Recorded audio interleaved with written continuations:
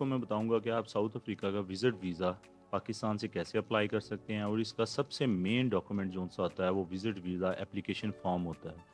इसको मैं आपको फुल प्रोफेशनली फिल करने का तरीका बताऊंगा आज। ठीक है, सबसे पहले आपने गूगल पे जाके south Africa visit visa form for Pakistani आपने लिखना है, और सर्च करके सबसे पहली जो वीएफएस ग्लोबल की वेबसाइट होगी, यहाँ पे लेटेस्ट पीडीएफ अवेलेबल होता है। आपने इसको डाउनलोड कर लेना है। ठीक है, ये वाला फॉर्म, इसका मैं लिंक नीचे डिस्क्रिप्शन में प्रोवाइड कर दूंगा। तो आपने इसको डाउनलोड करने के बाद इसको ओपन कर लेना है। अब मैंने इसको अडोब एक्रोबैट में ऑन किया। ठीक है, आप चाहे इसको बाय हैंड फिल कर लें, चाहे तो इसे अडोब एक्रोबैट में फिल कर लें। फॉर्म में सबसे पहले जो आपको कह रहा है वो कह रहा है कि a separate application form must be completed in respect of each accompanying family member. ठीक है, वो आपको ये कह रहा है कि अगर आपके साथ विजिट वीज़ा के लिए कोई और दूसरा फैमिली मेंबर भी अप्लाई कर रहा है तो उसके लिए आपको एक सेपरेट फॉर्म फिल करना पड़ेगा। ठीक है, अब सबसे पहले वो आपसे पूछ रहा है सर नेम। तो सर नेम आपका फैमिली नेम होता है। लेट्स सपोज मेरा नाम अगर शान अली है, तो मेरा लास्ट नेम बनेगा अली। उसके बाद हम आ जाएंगे फर्स्ट नेम के ऊपर। ठीक है, तो मेरा जो फर्स्ट नेम होगा, फर्स्ट नेम वो होगा शान। अच्छा, मिडिल नेम का मतलब ये होता है कि अगर एक लड़की की शादी होगी तो लड़की की शादी से पहले उसका नाम अगर फातिमा अली था, बाद में फातिमा मुदस्सर हो गया, तो पहला नाम जो सर नेम पहले जो यूज़ होता था अली, तो वो हम यहाँ पे लिखेंगे। और इसके अलावा वो आपसे पूछ रहा है, इसके अलावा वो आपसे पूछेगा कि आपका प्रीवियस सर नेम कोई था। अगर था तो आप इधर मेंशन कर देंगे, अदरवाइज आप इसको खाली छोड़ देंगे, कोई ज़रूरत नहीं है यहाँ पे कुछ भी लिखने की। इसके बाद वो आपसे पूछेगा डेट ऑफ बर्थ। तो डेट ऑफ बर्थ में ये ऊपर उन्होंने बताया हुआ है कि पहले आपने ईयर लिखना है, बाद में मंथ लिखना है, बाद में आपने डेट, जिस डेट को पैदा हुए थे वो लिखना है। तो सबसे पहले हम यहाँ से स्टार्ट करेंगे। लेट्स सपोज मैं 1996 में पैदा हुआ हूँ। ठीक है, मंथ मेरा था 05। ठीक है, और मैं ये कम तारीख को अगर पैदा हूँ, तो ये मैं अपनी डेट ऑफ बर्थ इधर लिख दूँगा। ठीक है, उसके बाद वो पूछ रहा है कंट्री ऑफ बर्थ, कि आप किस कंट्री में पैदा हुए। कुछ लोग होते हैं वो यूएई, सऊदीया वगैरह में पैदा हुए होते हैं, तो उन्होंने अपना उधर का मेंशन करना है। चूँकि मैं पाकिस्तान में पैदा हुआ हूँ, ठीक है, तो मैं यहाँ पे पाकिस्तान लिखूँगा। ठीक है, अब वो आपसे पूछ रहा है यहाँ पे अपना जेंडर मेंशन करें। अगर आप औरत हैं तो यहाँ पे फीमेल लिखें, अगर आप मर्द हैं तो यहाँ पे मेल लिखें।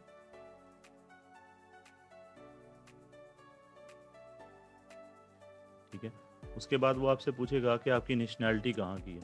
तो चूँकि मैं पाकिस्तानी हूँ, तो मैं यहाँ पे पाकिस्तान को मेंशन करूँगा। ठीक है, अब वो आपसे पूछ रहा है if acquired by naturalisation state original nationality. अगर आपने किसी भी कंट्री में जाकर नेचुरलाइजेशन का सर्टिफिकेट लिया है, फिर आपको अगर वो मिली है नेशनैलिटी, उधर की कंट्री का नेम मेंशन करें। तो चूँकि मैं बाय बर्थ पाकिस्तानी हूँ, तो मैं इसको इधर मेंशन करने की ज़रूरत नहीं है। अब वो पूछ रहा है where and when was present nationality obtained. जो आपके पास प्रेजेंट नेशनैलिटी है, ये आपको कब मिली थी। जैसे कुछ लोग यूरोप में चले जाते हैं, दूसरी कंट्री में मूव कर जाते हैं, तो उनको जब उधर की नेशनैलिटी मिलती है तो वो इधर डेट मेंशन करनी पड़ती है। अब चूंकि मैं बाय बर्थ पाकिस्तानी हूँ, तो मैं यहाँ पे लिख दूंगा कि बाय बर्थ।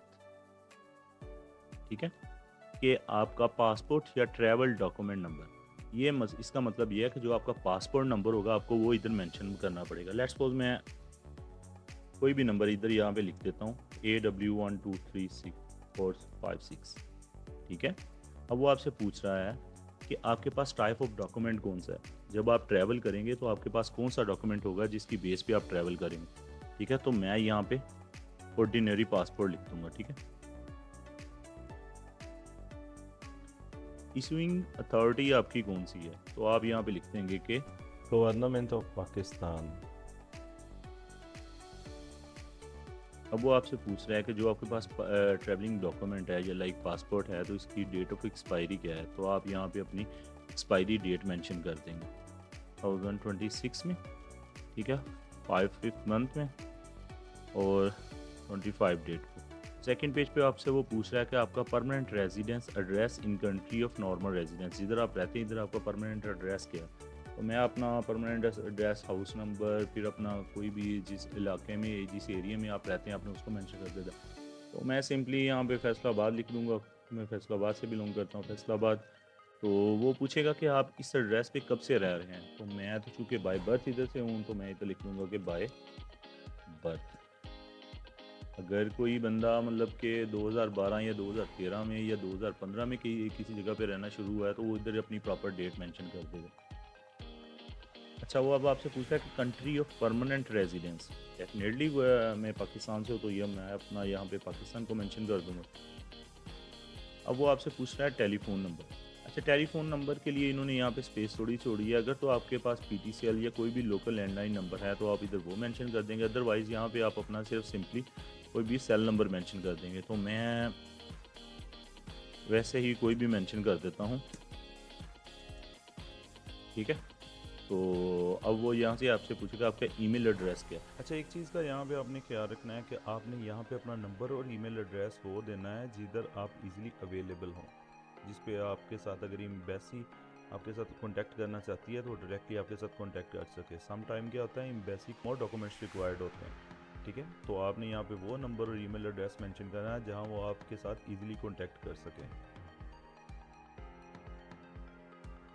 अच्छा जी, अब मैं यहाँ पे लिख देता हूँ, लेट्स सपोज मेरा ईमेल एड्रेस ये, तो मैंने यहाँ पे मेंशन कर दिया। अब वो आपसे पूछ रहा है period resident in that country, तो मैं यहाँ पे अगेन से मेंशन कर दूंगा कि बाय बर्थ। अच्छा, अब आगे आ जाती है आपकी पर्सनल डिटेल।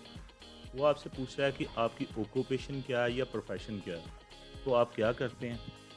तो लेट्स सपोज मैं इधर लिख देता हूँ कि आई एम एन इंजीनियर, ठीक है। सिंपली आप ये मेंशन कर देंगे।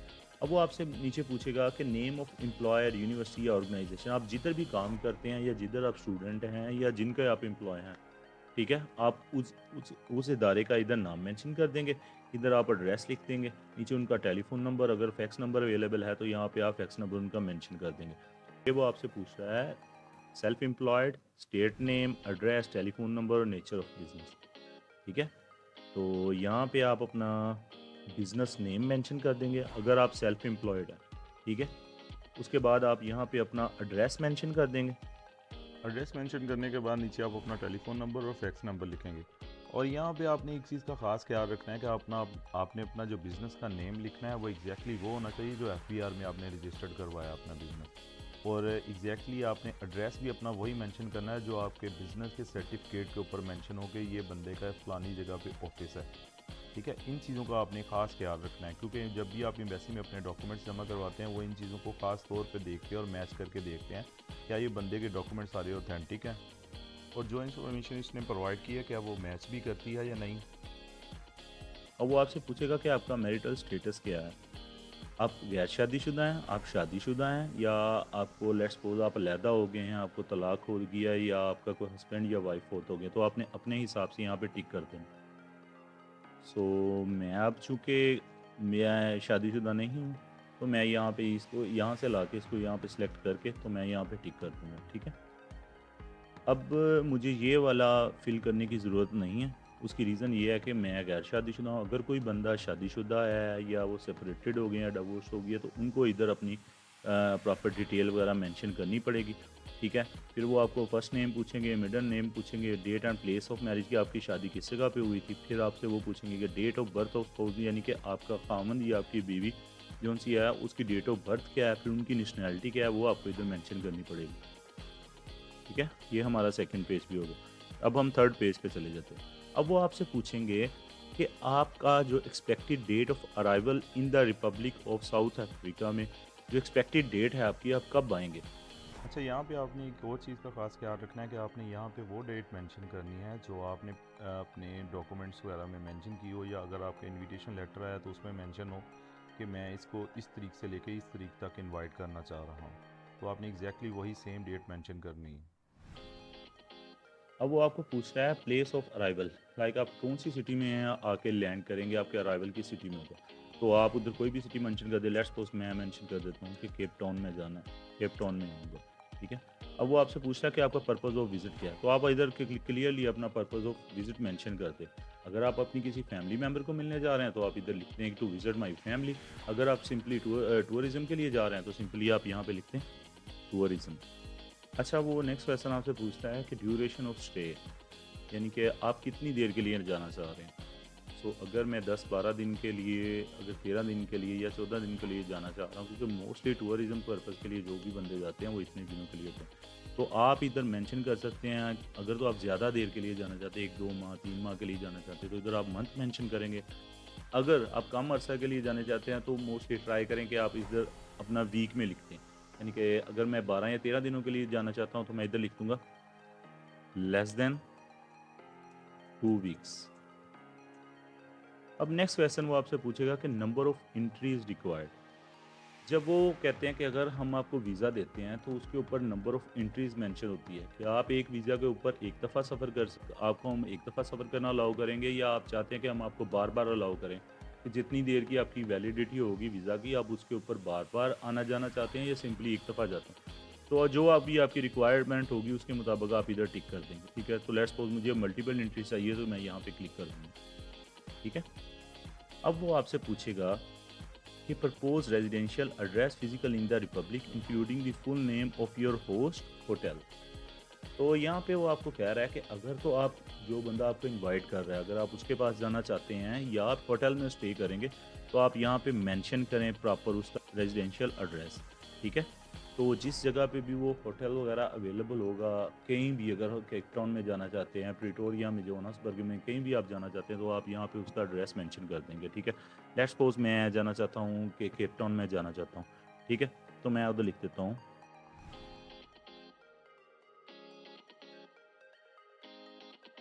अब वो आपसे पूछ रहा है कि यहाँ पे आपने नेम ऑफ होस्ट या होटल का मेंशन करना है। ठीक है, तो मैं यहाँ पे होटल का कोई भी नेम इधर ऐड कर दूँगा सिंपली। तो यहाँ पे मैं लिख देता हूँ कि कोई भी, लेट्स सपोज कोई विक्टोरिया नाम का होटल है, विक्टोरिया होटल।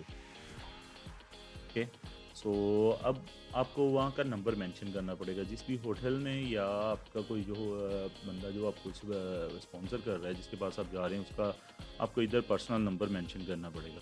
अच्छा, समटाइम होता क्या है कि जो भी आप नंबर इधर प्रोवाइड करते हैं ना, एम्बेसी डायरेक्टली उस नंबर पे कांटेक्ट करती है और आपकी इन्फॉर्मेशन लेती है। अगर आपको कोई इनवाइट कर रहा है तो उनसे कांटेक्ट करेंगे कि वाकई आपने इसको इनवाइट किया। अगर आप होटल का नंबर कोई इधर प्रोवाइड करेंगे तो वो उनसे कांटेक्ट करेंगे कि आप वाकई इस बंदे की रिजर्वेशन इस होटल में मौजूद है या नहीं। अच्छा, अब नेक्स्ट चीज़ वो आपसे पूछ रहा है कि अगर आप उधर, हम आपको वीज़ा देते हैं, तो नेम ऑफ ऑर्गेनाइजेशन और person you will be contacted during your stay in the Republic. आप सिर्फ टूरिज्म के पर्पज, अगर टूरिज्म के पर्पज़ के लिए जा रहे हैं, तो सिंपली आपको इधर कोई भी चीज़ मेंशन करने की ज़रूरत नहीं है। आप अगर बिजनेस विजिट के लिए जाना चाह रहे हैं, कोई मीटिंग अटेंड करने के लिए जा रहे हैं, या फिर किसी को मिलने के लिए जा रहे हैं, तो यहाँ पे आपको उस प्रॉपर उनका मेंशन करना पड़ेगा। लेट्स सपोज मैं अपने बड़े भाई के पास जा रहा हूँ, तो मैं सबसे पहले इधर क्या करूँगा कि मैं इधर उनका नाम मेंशन कर दूंगा। लेट्स सपोज मेरा बड़े भाई का नाम है अदील। ठीक है, मैं आदिल भाई के पास जाना चाह रहा हूँ। ठीक है, तो वो पूछेंगे अब इनका आदिल भाई का एड्रेस किधर है, तो मैं इधर कोई भी एड्रेस ना, उनका कोई भी एड्रेस मेंशन कर दूँगा। जी, मैं ईद इस जगह पे वो रहते हैं, इस ये एड्रेस। अब वो नेक्स्ट क्वेश्चन में आपसे पूछेगा कि उनके साथ आपका रिलेशनशिप क्या है, तो मैं ये यहाँ पे प्रॉपरली मेंशन करूँगा कि वो मेरे रियल ब्रदर हैं। ठीक है, अब वो आपसे पूछेगा कि आइडेंटिटी डॉक्यूमेंट नंबर और permanent residence permanent number of South African host where applicable. अगर आप अपने भाई के पास जाना चाहते हैं, या अपने वालिद के पास जाना चाहते हैं, या अपने बेटे के पास जाना चाहते हैं, तो आपको इधर, अगर तो वो उधर लीगली रह रहा है, तो आपको इधर उसका नंबर जो है ना, आईडी कार्ड नंबर कोई भी उधर अगर होगा, तो आपको ये उधर प्रॉपर मेंशन करना पड़ेगा। लेट्स सपोज जैसे हमारा आईडी कार्ड नंबर होता है, तो उनका भी कोई ना कोई उधर नंबर होता है, तो इधर आप प्रॉपर इसको मेंशन कर देंगे। ठीक है, ऐसे। अच्छा, इसके बाद कुछ आगे नेक्स्ट वो क्वेश्चन आंसर आ जाते हैं, जिसमें स्टार्ट में उन्होंने मेंशन किया हुआ है प्रॉपर्ली कि indicate by means of an X whichever is applicable. आपके किसी भी अगर क्वेश्चन का आंसर जो सा है येस या नो होगा, तो आपको क्रॉस के निशान से उसको मेंशन करना पड़ेगा, येस को भी और नो को भी। तो इसमें चंद सवाल वो आपसे पूछते हैं, जिसमें सबसे ख़ास जो सवाल है इसमें कि अगर आपने पहले साउथ अफ्रीका का विज़िट वीज़ा अगर आपने अप्लाई किया है, तो आप पहले कभी रिफ्यूज़ तो नहीं हुए। तो अगर आपका पहले कोई विज़िट वीज़ा रिफ्यूज़ हुआ है, तो क्योंकि उनके पास तो सारा डाटा अवेलेबल होता है, आपको क्लियरली इधर मेंशन करना पड़ेगा कि मैं पहले रिफ्यूज़ हुआ हूँ और मेरी ये वजह थी। और फिर आपने जब एप्लीकेशन फॉर्म सबमिट करवाना है, साथ आपने रिफ्यूज़ल लेटर भी अपना लगाना है, ताकि उनको पता चल सके कि पहले आप बंदे ऑथेंटिक हो, आपने अपनी प्रॉपर डाटा इसमें मेंशन किया और आपने कोई बात भी उनसे छुपाई नहीं।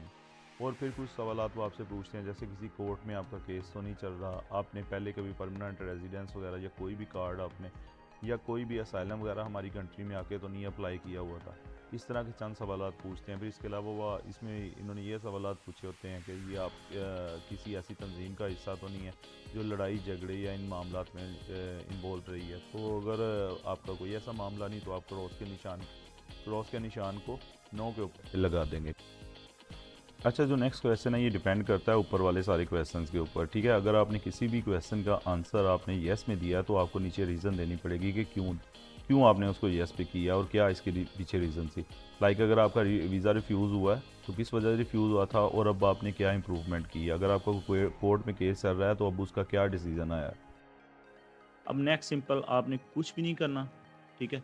यहाँ पे जो नेक्स्ट वाला पोर्शन आ रहा है वो यहाँ पे ये आपसे पूछता है कि destination after leaving the Republic. ये पार्ट सिर्फ उन लोगों के लिए है जिन्होंने साउथ अफ्रीका का सिर्फ ट्रांजिट वीज़ा चाहिए। लाइक किसी साउथ अफ्रीकन बॉर्डर के साथ अगर कोई दूसरी कंट्री लगती है तो उधर वो बाई एयर अगर वो नहीं जा सकता तो ट्रांजिट वीज़ा मिलता है। तो ट्रांजिट वीज़ा अगर आप लेके साउथ अफ्रीका में आना चाहते हैं और फिर बाद में आप उस कंट्री के थ्रू ट्रांजिट करना चाहते हैं तो वो लोग इस डिटेल को फिल करेंगे, ठीक है। उसके बाद सिंपली आपको अपना नाम मेंशन करेगा और नाम मेंशन करने का तरीका ये है कि नीचे उन्होंने मेंशन किया होगा सर नेम पहले आएगा and the name of the applicant बाद में आएगा। अब लेट्स सपोज मैं ऊपर शॉन अली लिखा था कि मेरा जो सर नेम है वो अली है और मेरा जो रियल नेम है वो फर्स्ट नेम है वो मेरा शान है। तो यहाँ पे मैं क्या मेंशन करूँगा, अली, उसके बाद शान। ये नीचे वाला जो पार्ट है ये ऑफिशियल यूज़ के लिए है, यहाँ पे आपको कुछ भी नहीं करना और सिंपली आपको इसका प्रिंट आउट निकालना है, यहाँ पे सिग्नेचर करने हैं और जिस डेट को आप अपनी एप्लीकेशन फॉर्म सबमिट करवा रहे हैं जेआरई वीएफएस वालों को पास या एम्बेसी में जिधर भी आप सबमिट करवाएंगे अपने डॉक्यूमेंट उस दिन की आपने प्रॉपर डेट यहाँ पे मेंशन कर देनी है और यहाँ पे अपनी सिग्नेचर कर देनी है।